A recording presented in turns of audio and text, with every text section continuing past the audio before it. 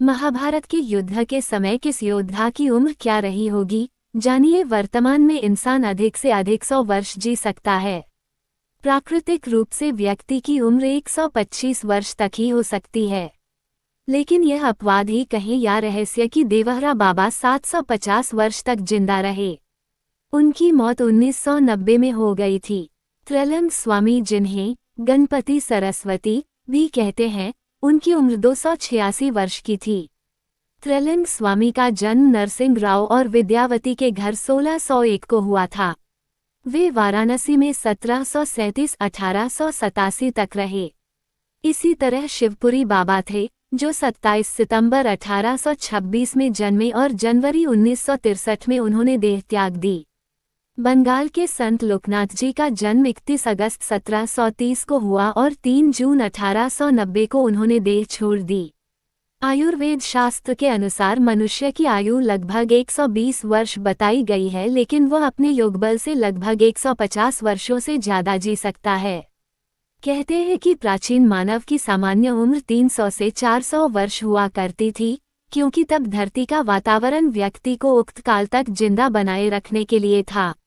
पौराणिक और संस्कृत ग्रंथों के अनुसार भारत में ऐसे कई लोग हुए हैं जो हजारों वर्षों से जीवित हैं। हिमालय में आज भी ऐसे कई ऋषि और मुनि हैं जिनकी आयु लगभग 600 वर्ष से अधिक होने का दावा किया जाता है।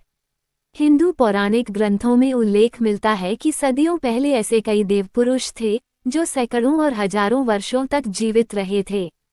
पुराणों के अनुसार अश्वत्थामा, बाली, व्यास, जामवंत, हनुमान, विभीषण, कृपाचार्य, परशुराम और मार्कंडेय ऋषि के अलावा अन्य कई ऐसे लोग हैं जिनके बारे में कहा जाता है कि वे आज भी जीवित हैं। क्या ये संभव है कि कोई व्यक्ति हजारों वर्ष तक जीवित रह सकता है?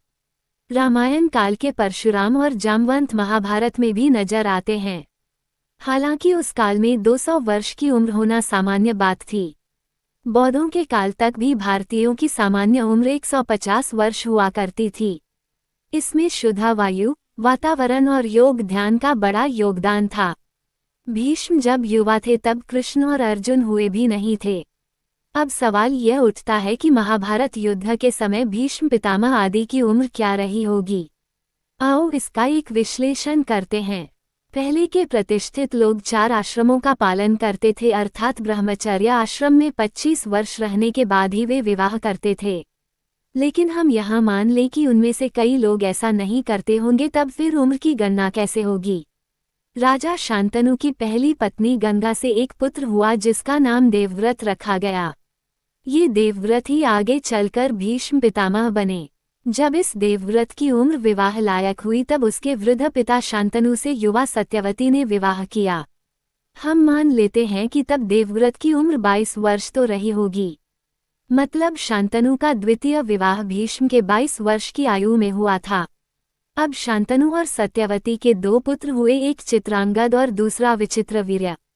विचित्रवीर्य के बालपन में ही राजा शांतनु का देहांत हो गया था। तब भीष्म ने अपनी प्रतिज्ञा के अनुसार अपने सौतेले भाई चित्रांगद को राजगद्दी पर बिठाकर शासन किया। जब चित्रांगद बड़ा हो गया तो उसे राज्यभार सौंप दिया। उस वक्त निश्चित ही चित्रांगद की उम्र 20 वर्ष रही होगी, अर्थात चित्रांगद के जन्म के पूर्व भीष्म की आयु 22 वर्ष थी, तो उसके बड़े होने पर 22 + 20 = 42 वर्ष रही होगी। चित्रांगद के राजगद्दी पर बैठने के बाद उसने लगभग 8 वर्ष तक शासन किया और गंधर्वराज के साथ एक युद्ध में वह मारा गया। मतलब भीष्म की 42 वर्ष की आयु में 8 वर्ष जोड़ देने पर 50 वर्ष होती है। मतलब चित्रांगद की मृत्यु के समय भीष्म की आयु 50 वर्ष रही होगी। चित्रांगद के बाद भीष्म ने विचित्रवीर्य को गद्दी पर बैठाया, जो अभी इस लायक नहीं था। मतलब बालपन में ही उसे गद्दी पर बैठाया गया। चित्रांगद के लगभग 28 वर्ष की उम्र में मरने के बाद उसका भाई विचित्रवीर्य राज्य शासन के योग्य अर्थात यौवन दशा को प्राप्त नहीं हुआ था।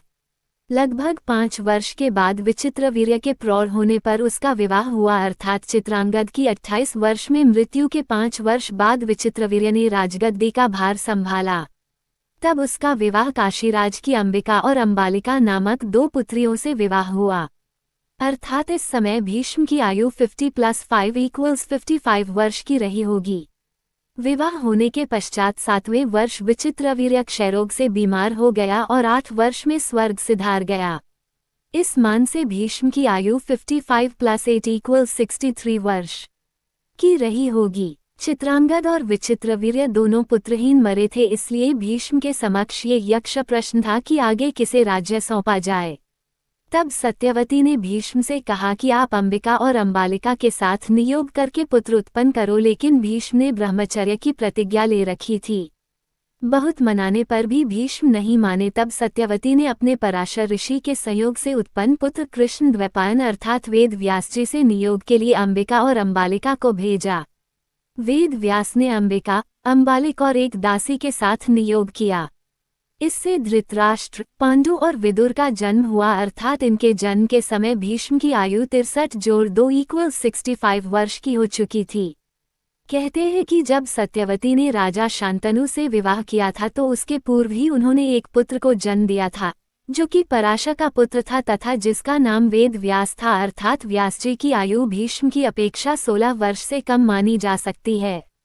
इस मान से अंबा और अंबालिक के साथ नियोग के समय व्यास जी की आयु लगभग 50 वर्ष के करीब रही होगी। धृतराष्ट्र अंधा होने के कारण राज्य के अयोग्य ठहरा, लेकिन पांडु के प्रौढ़ होते ही पांडु को राज्य मिला।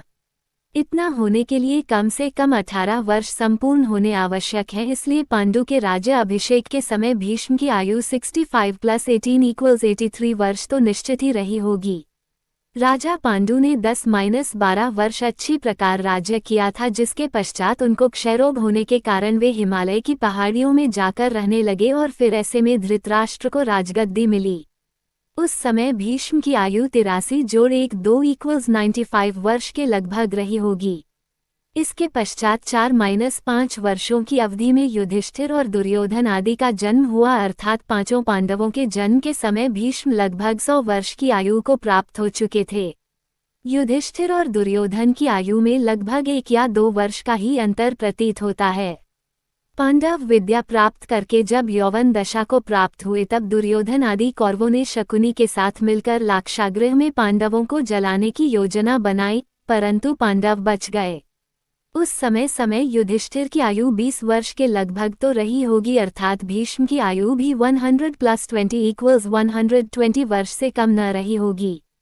इसके पश्चात प्रायः 10-12 वर्ष तक पांडवों को कष्ट झेलना पड़े। बाद में कुछ राज्य देने की बात हुई, तब उस समय युधिष्ठिर की आयु कम से कम 32 वर्ष की और भीष्म की आयु 132 वर्ष की मानी जा सकती है। इंद्रप्रस्थ मिलने के बाद पांडव राज्य करने लगे। लगभग 25 वर्षों में पांडवों ने दिग्विजय करके राज्य वैभव बहुत बढ़ाया और राजसूय यज्ञ किया। इस समय युधिष्ठिर की आयु 57 और भीष्म की आयु 157 वर्ष की हुई थी। राजसूय यज्ञ में पांडवों के वैभव और ऐश्वर्य को देखकर दुर्योधन के मन में कटुता उत्पन्न हुई और उसने उनका राजपाट छीनने के लिए एक कपट की रचना की। द्यूत क्रीड़ा में हार होने से पांडवों को 12 वर्ष का वनवास हुआ और 1 वर्ष अज्ञातवास हुआ। वनवास की समाप्ति के समय युधिष्ठिर की आयु 57 + 13 = 70 वर्ष की थी और भीष्म की आयु 170 वर्ष मान ली जाए।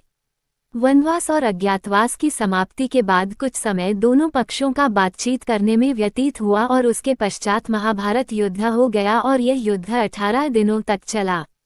उस वक्त भीष्म पितामह की आयु लगभग 170 वर्ष थी, जब वे महाभारत युद्ध करते हुए शरशय्या पर शरीर त्याग गए।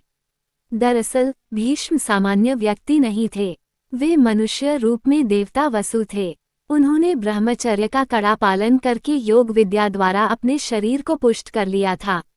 दूसरा, उनको इच्छा मृत्यु का वरदान भी प्राप्त था, इसलिए उनकी उम्र इतनी लंबी रही थी।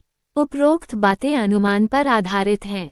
अब आप भीष्म की उम्र के मान से अन्य सभी योद्धाओं की उम्र का अनुमान आसानी से लगा सकते हैं। कहते हैं कि युद्ध के 15 वर्ष बाद धृतराष्ट्र, गांधारी, विदुर आदि वन में चले गए थे। वहीं 2 वर्ष के अंतराल में उनकी जीवन लीला समाप्त हो गई थी। शोधानुसार महाभारत का युद्ध 22 नवंबर 3067 ईसा पूर्व हुआ था। तब भगवान श्री कृष्ण 55 या 56 वर्ष के थे। हालांकि कुछ विद्वान मानते हैं कि उनकी उम्र 83 वर्ष की थी। महाभारत युद्ध के 36 वर्ष बाद उन्होंने देह त्याग दी थी। इसका मतलब 119 वर्ष की आयु में उन्होंने देह त्याग किया था। आर्यभट्ट के अनुसार महाभारत युद्ध 3137 ईपू में हुआ।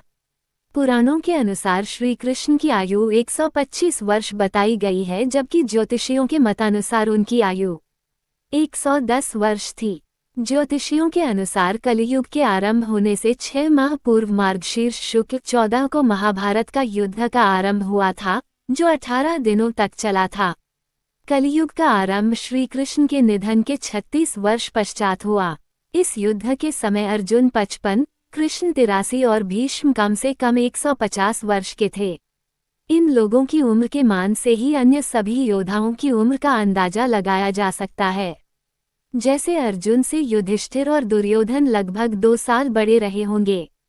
भीम, सहदेव और नकुल 2 साल छोटे रहे होंगे। इति महाभारत कथा। Please like, share and subscribe. धन्यवाद।